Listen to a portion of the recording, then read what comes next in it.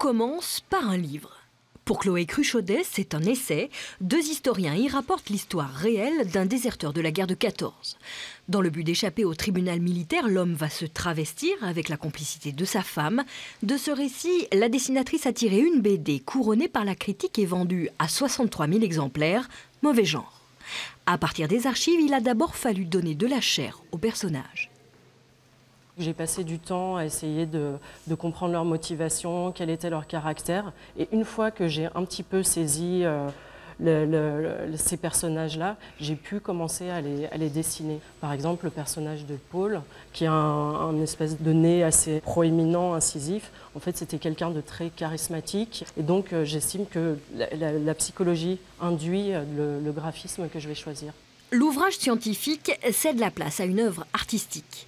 Adapter, ici, c'est aussi inventer, créer ce que l'histoire avec un grand H ne nous dit pas.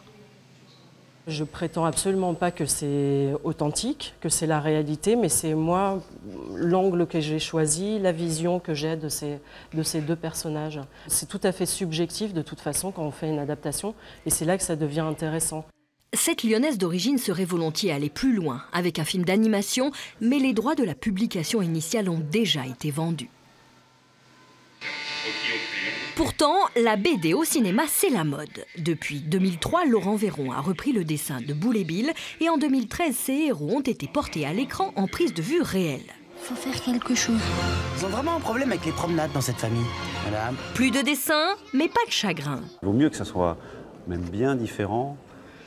Sinon, on reste sur la BD. C'est une autre approche, une autre image. En plus, sur Boule et Bill, qui est une série à gags, en histoire courte d'une page, en faire un long métrage, une histoire longue, le lecteur qui veut retrouver au cinéma ce qu'il lit dans la BD, il se trompe, il ne trouvera jamais la même chose. Adapter, c'est toujours transformer, sans forcément travestir.